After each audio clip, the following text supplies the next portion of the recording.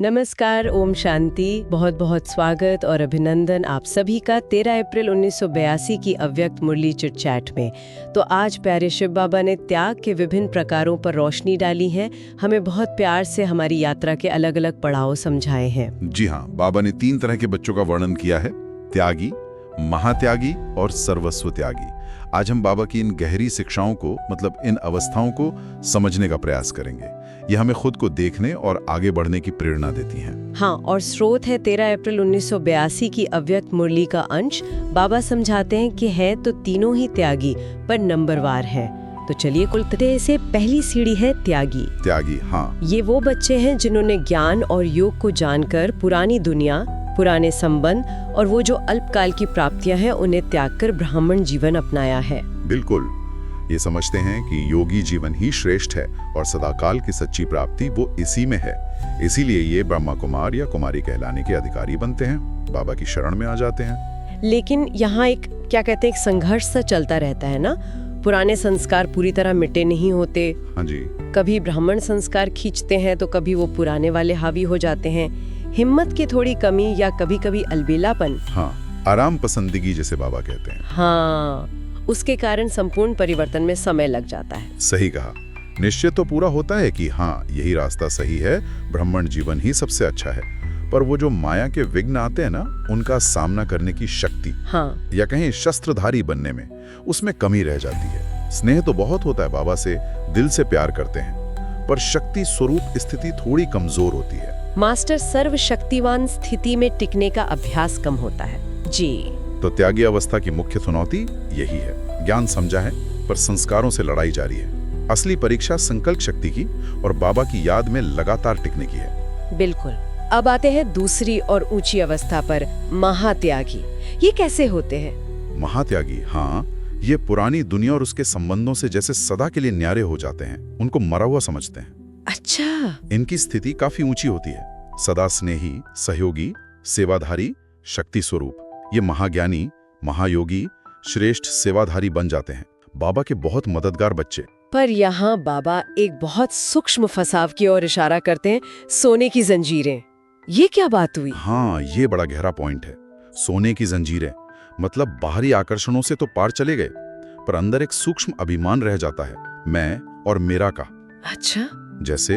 जैसे मैं बहुत अच्छा ज्ञानी हूँ या मैं बड़ा योगी हूँ, मेरी सेवा तो बहुत अच्छी चलती है, मेरे सेंटर पे देखो सब कितना ठीक है। मतलब लौकिक प्रवृत्ति और देह की प्रवृत्ति से तो शायद पार हो गए, पर सेवा की प्रवृत्ति में फंस गए, उसके मान शान में। बिल्कुल। सेवा में दिन रात इतने मगन कि शायद स्थूल देहभान न भी सताए। जी। पर सेवा से जो नाम, शान, मान, वो जो वीआईपी स्टेटस मिलता है, वो सूक्ष्म बंधन बन जाता है। ओहो। सोने की जंजीरें मतलब ये। जी, यहीं पर बाबा हमें त्याग का भी त्याग करने को कहते हैं। देखो, अहंकार मरा नहीं, बस स्थूल से सूक्ष्म हो गया। बातें और भावनाएं ऊपर से बहुत शुद्ध लग सकती हैं। हाँ, जैसे हम अपने लिए थोड़ी कर रहे हैं, ये तो सेवा के लिए जरूरी है, या लोग हमें ही बुलाते हैं, हमारी डिमांड करते हैं। बिल्कुल। पर बाबा का सवाल बड़ा मार्मिक है। क्या लोग निमित्त बनने वाले को देख रहे हैं या प्यारे बाप को? सेवाधारी को देखकर बाप याद आता है या सेवाधारी ही याद रह जाता है? बाबा चाहते हैं बच्चे निमित्त बनकर बाप को प्रत्यक्ष करें, खुद को नहीं। तो ये जो भाग्य मिला है ना सेवा का, इसका भी त्याग कर महानात्मा प्रेमी नहीं, परमात्मा प्रेमी बनना है। वाह, बहुत बहुत गहरी बात है। फिर बाबा ने तीसरी अवस्था सर्वस्व त्यागी का भी जिक्र किया है। ये तो फिर त्याग के कोर्स का फाइनल पार्ट हुआ, संपूर्ण अवस्था। जी बिल्कुल। बाबा ने कहा कि इसके बारे में फिर सुनाएंगे। शायद वो 1983 के महायज्ञ के संदर्भ में इशारा था। इसमें बात है संपूर्ण स्वाहा की। संपूर्ण स्वाहा? हाँ, मतलब इन सोने की जंजीरों को भी स्वाहा करना।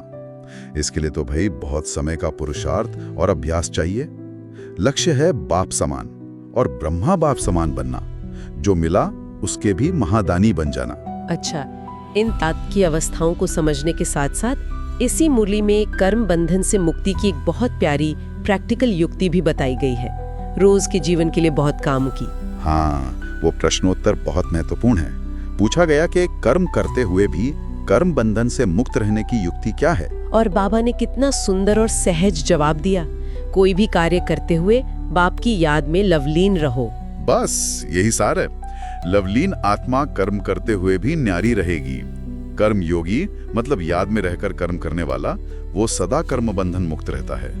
ऐसा अनुभव होगा जैसे काम नहीं खेल कर रहे हैं, बोझ नहीं लगेगा, थकावट नहीं होगी। बिल्कुल, कर्मेंद्रियों से कार्य करते हुए भी अगर मन बुद्धि बाप के प्यार में समाई हुई है, लवलीन है, तो बंधन मुक्त बन जाते हैं। बाबा का प्यार ही वो शक्ति है जो न्यारा और प्यारा बनाती है। तो आज की चर्चा का सार क्या निकला?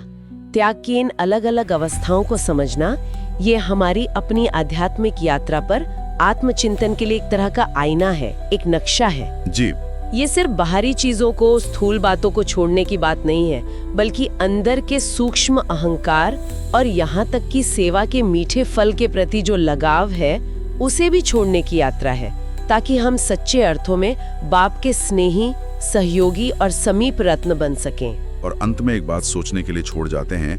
मुरली में बाबा की प्रत्यक्षता की तैयारी का जिक्र है। प्रत्यक्षता का पर्दा खुल जाएगा।